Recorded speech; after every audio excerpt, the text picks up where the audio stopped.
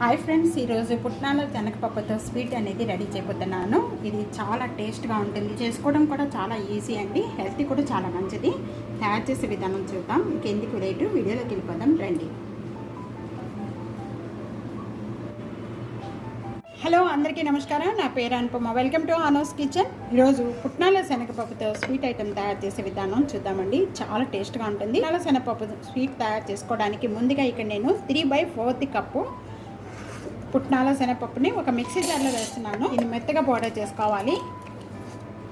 పుట్నాల శనగపప్పుని ఈ విధంగా మెత్తగా చేసుకోవాలండి. చూస్తున్నారు కదా, ఈ విధంగా మెత్తగా చేసుకున్నంతా కూడా ఒక బౌల్లోకి వేసేసుకుందాము. దీనిలోనే 1/2 కప్పు ఆయిల్ అనేది యాడ్ చేస్తున్నానండి. కొద్దిగా ఆయిల్ అనేది యాడ్ చేసుకుంటూ కూడా దీన్ని బాగా కలుపుకోవాలి.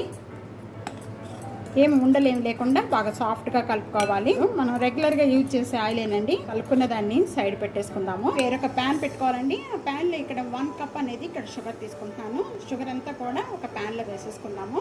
దీనిలోనే 1/2 కప్ అనేది వాటర్ యాడ్ చేస్తున్నాను. 1 కప్పు షుగరు, 1/2 కప్పు వాటర్ రెండు యాడ్ చేసేసుకొని బాగా పాకం వచ్చే వరకు కూడా, లేత పాకం వచ్చే వరకు కూడా పట్టుకోవాలండి. ఇది పుట్నాల శనగపప్పు తిన్న వాళ్ళు ఈ విధంగా స్వీట్ ఐటమ్ చేసి పెట్టండి, చాలా ఇష్టంగా తినేస్తారు. లేత పాకం వచ్చే వరకు కూడా దీన్ని కలుపుతూ ఉండాలి. ఈ పాకం తయారయ్యే లోపల మనం ఒక ప్లేట్లో కొద్దిగా 1 టేబుల్ స్పూన్ అనేది గీ వేసేసుకోవాలండి. కొని గీ అప్లై చేసేసుకొని ఈ ప్లేట్ అంతా కూడా బాగా స్ప్రెడ్ చేసేసుకొని రెడీగా పెట్టుకోవాలి.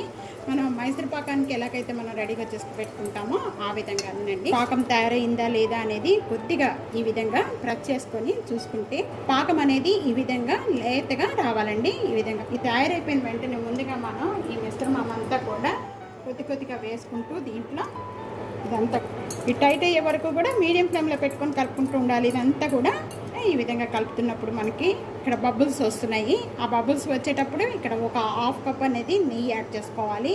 ఒకేసారి వేయకూడదు. నెయ్యి అనేది కొద్దిగా వేసుకుంటూ మనం మైసూర్ పాకానికి ఏ విధంగా అయితే వేస్తా కలుపుతామో ఆ విధంగా కొద్దిగా టైట్గా అవ్వే వరకు కూడా ఇక్కడ మీడియం ఫ్లేమ్లో పెట్టుకొని స్టవ్ అనేది ఇలా కలుపుకుంటూ ఉండాలి. ఇక్కడ 1/2 కప్కి ఇంత నెయ్యి అనేది మిగిలిందండి. ఈ నెయ్యి కూడా పడుతుంది, ఇది కూడా వేసేద్దాం. మొత్తం కలిపి 1/2 కప్ అనేది నెయ్యి పట్టింది. ఐటమ్స్ కూడా చాలా తక్కువ పడతాయి, చాలా టేస్ట్గా ఉంటుంది, హెల్త్ కూడా చాలా మంచిది.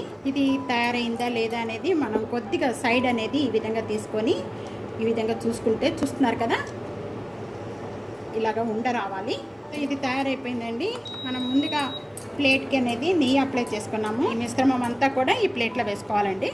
కూడా ఇది చల్లారిపోతుంది.